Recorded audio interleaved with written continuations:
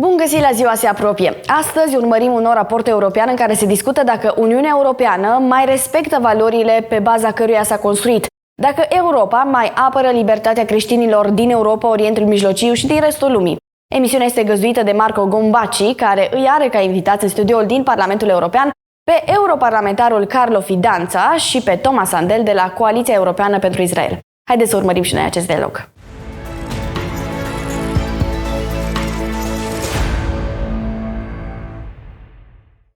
The European Union is built on values, or should be built on values, and this is a common way to define what binds the EU member states together. But also in its external relation, the EU ambition is to protect and to promote those values. But what are these values? In this month program, we are going to ask ourselves what are these values that are binding or should binding EU together, and how does the EU protect and promote in its external relations outside around the world.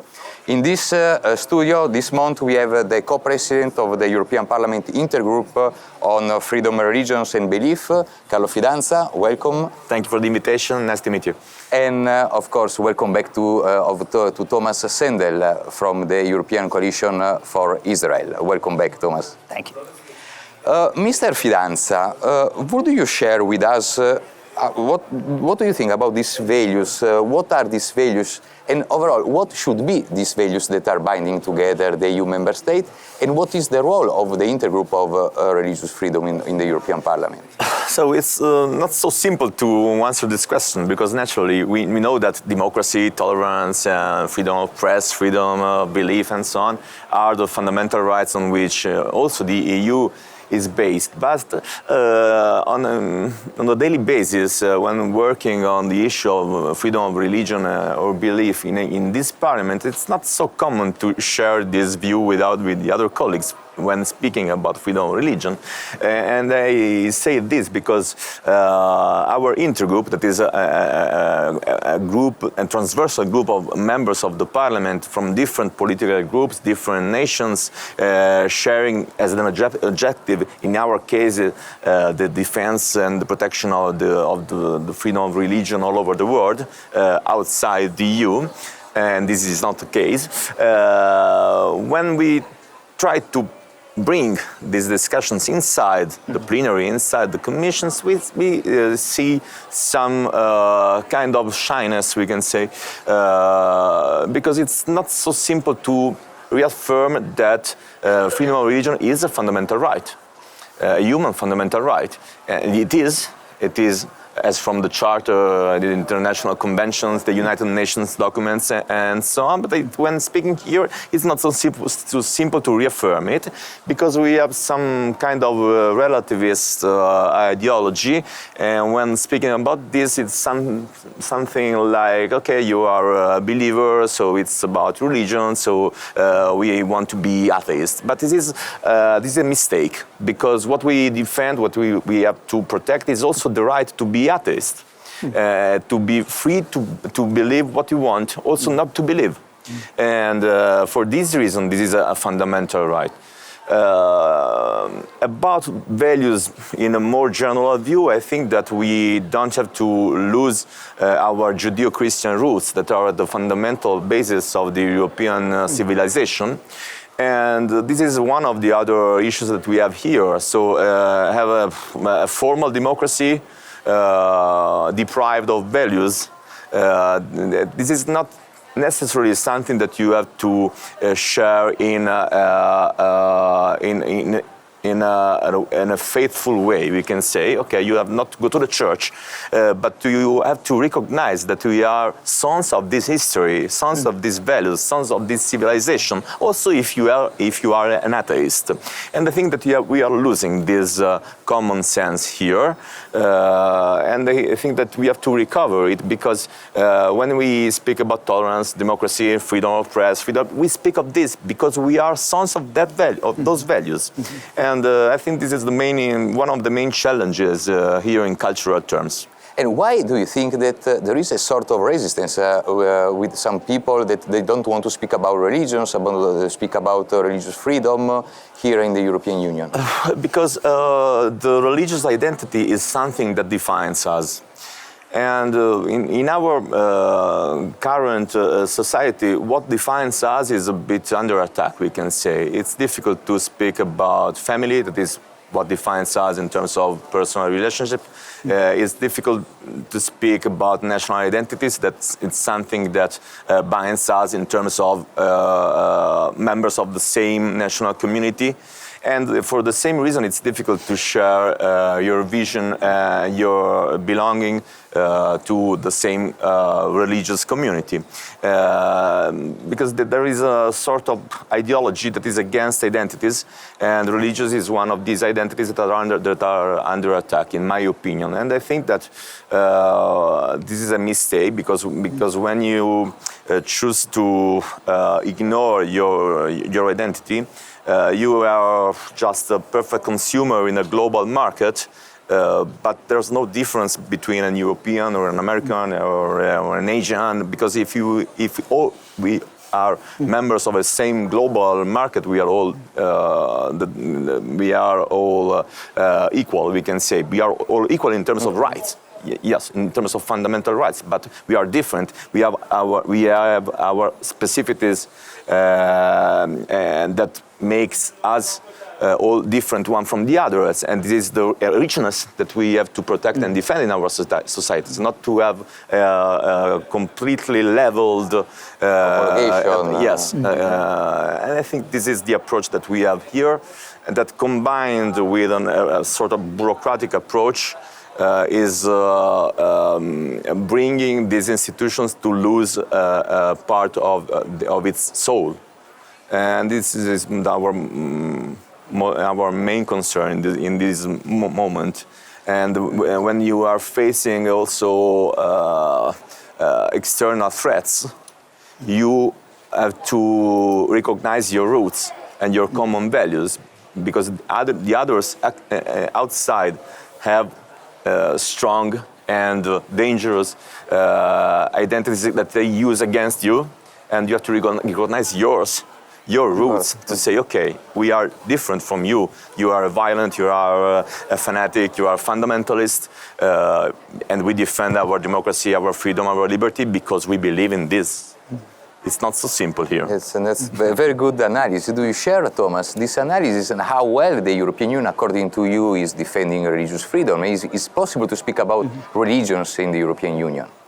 That's an interesting question. I've been following EU politics, I think now for more than 25, maybe even close to 30 years. And I've also seen an evolution. And of course, we have to take into account when European member states come together, you have to find some common ground. And sadly, I think the French laïcité has been very prevalent in this context, meaning that religion somehow is irrelevant in a way. I share what I hear Mr. Fidanza say. I think these are very valuable observations. On a philosophical level, I would even look at it, you have a macro level, you have a micro level. And of course, the idea of federalism or supranationalism is, of course, you always build from the top. But then you have to ask yourself, what is society based on? And, and it's sad that this would have to be even disputed, that there are certain nucleus in family, in society, which builds up the society from bottom up, and obviously that's where family comes in, and faith for that matter. So I think in order to build sound, healthy societies, we need to build from the bottom up and look at what are really the nucleus of a sound societal structure. And to your second question, sadly, I don't think it's a secret to anyone that the EU has not been a very great defender of religious freedom around the world. And I think the latest example is, of course, that this position of envoy, EU envoy for protecting religious freedom around the world has still not been confirmed. You would know, I think it's more or less 2-3 years that there's been no one on that position, and that raises the question, why is this the case? There was the Stylianidis, the Greek politicians, for just 6 months. 6 months. Then he became minister in Greece, and now the appointment is again blocked. Of course. So it's stopped. Yeah. And I think if the problem is really to find a suitable candidate, I have a short list, so I'll ask the president to contact me, and I'll provide it happily. Yes, but please appoint him or her. We are writing letters and letters. The last one today with our colleagues of the intergroup in order to push the Commission to do this appointment. It's incredible how they can't. They don't want to yes, appoint. They are this kind of trouble. And the last candidate has been submitted to a sort of public trial in the Libe committee here in the Parliament, accused to be a Christian and to and to have done in his past some declarations defining himself as a Christian. And for this reason, the commissioner stopped.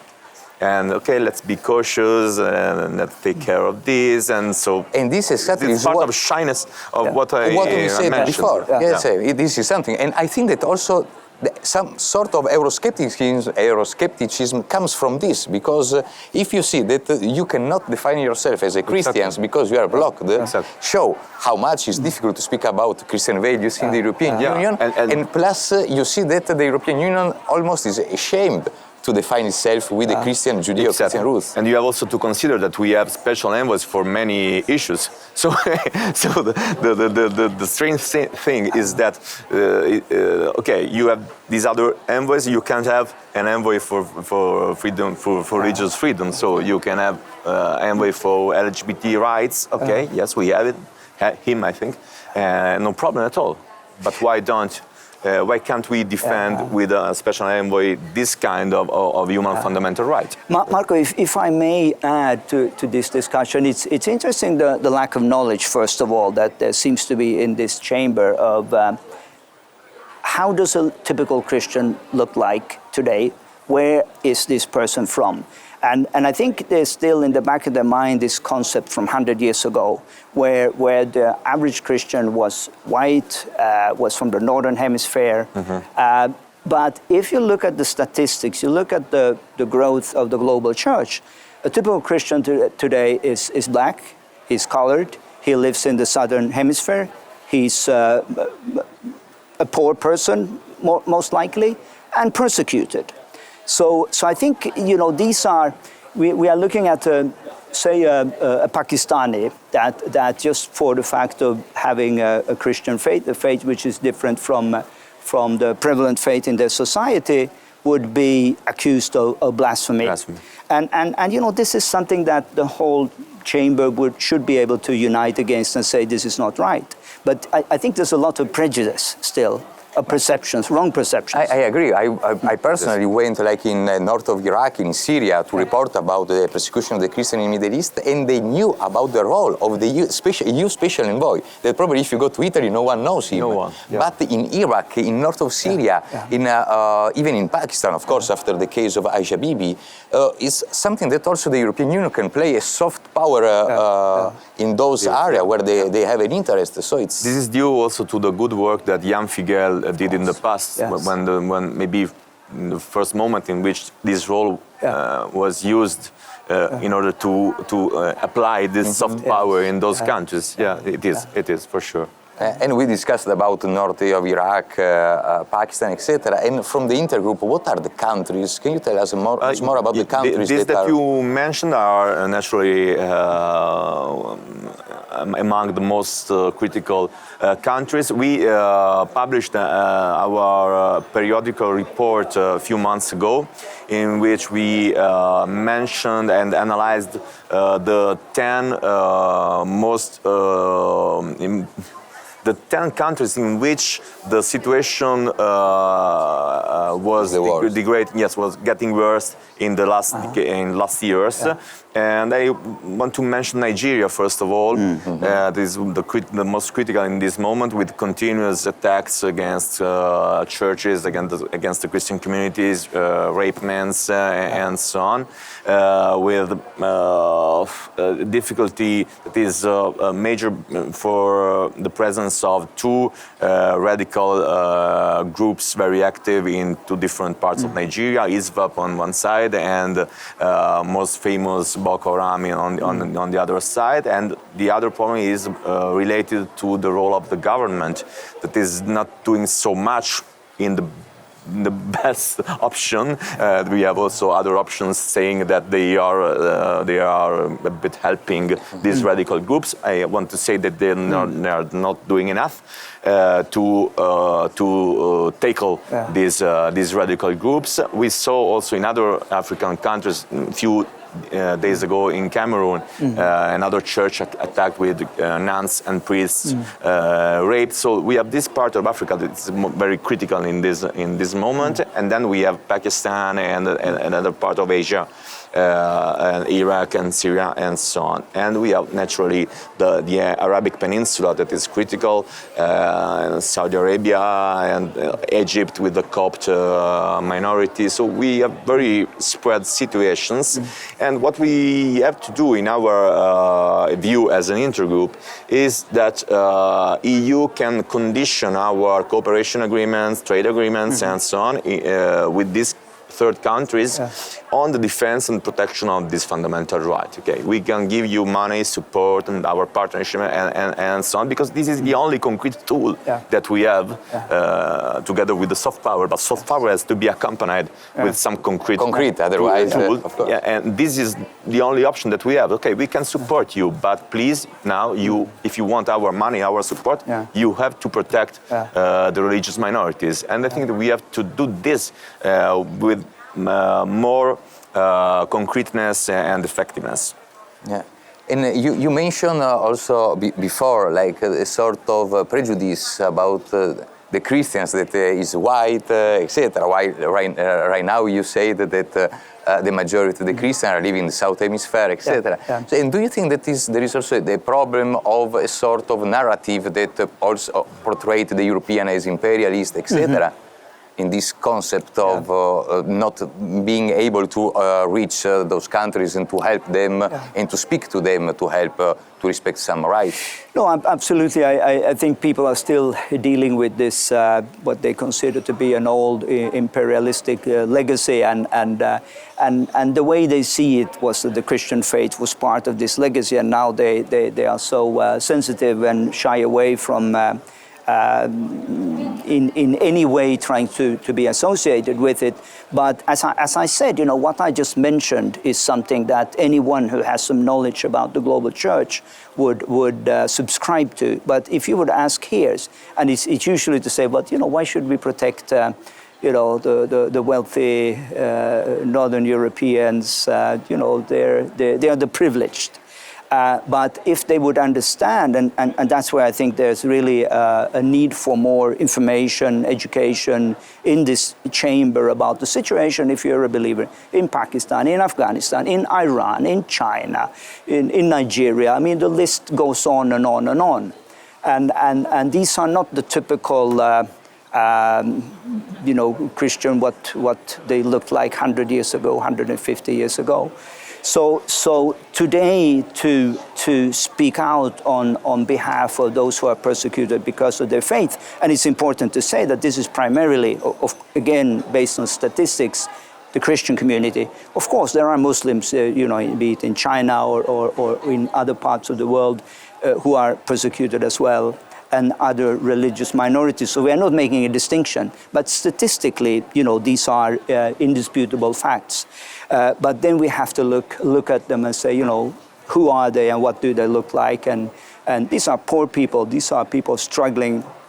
And I think anyone has a responsibility to help them and stand up for their fundamental freedoms and rights, you know, that were inscribed already in 1948 and 1953. And we should really stick to these values if we want to be a European Union based on values.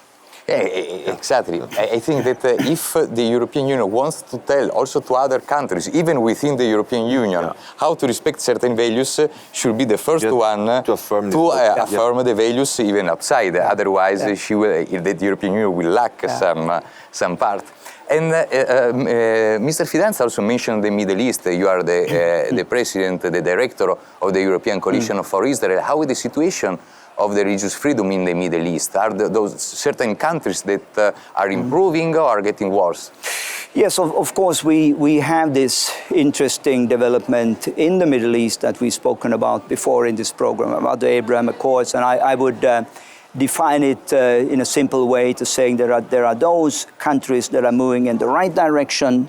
They're not there yet, so we should be patient. But then there are other countries that are moving in a completely different direction.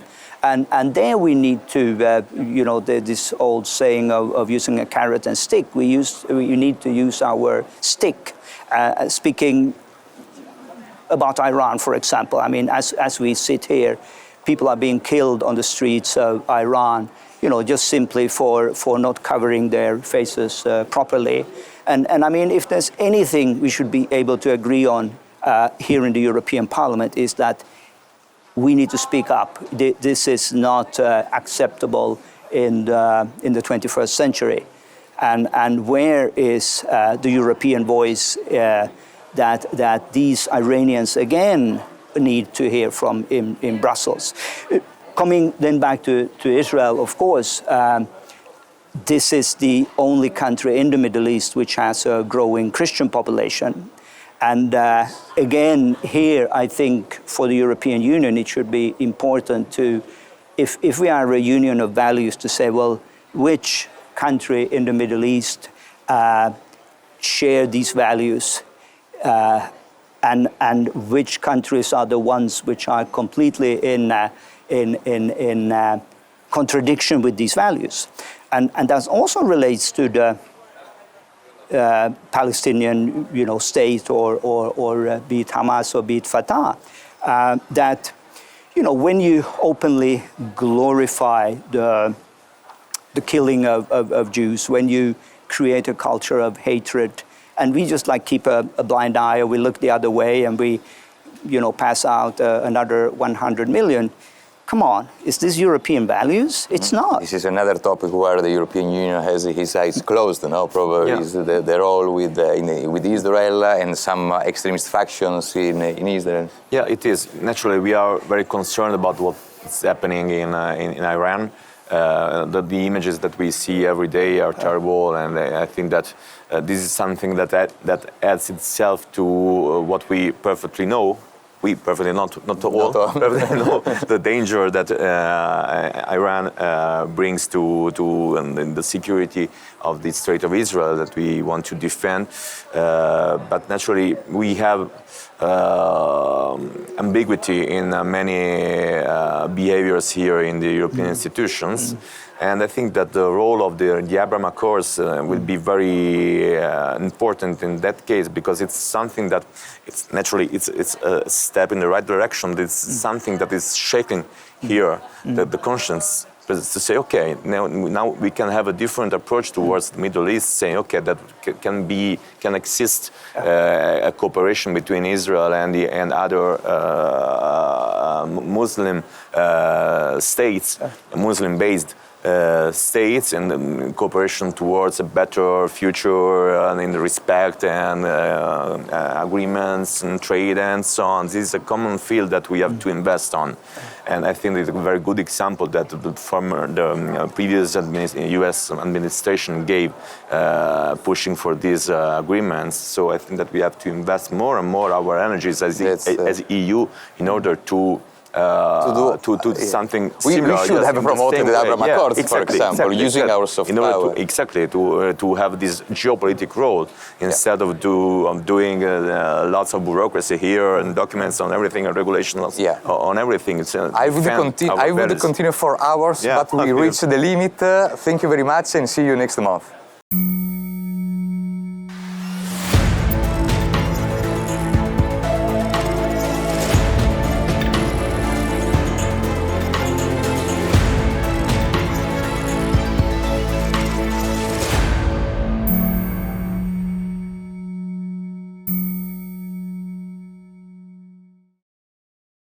asta.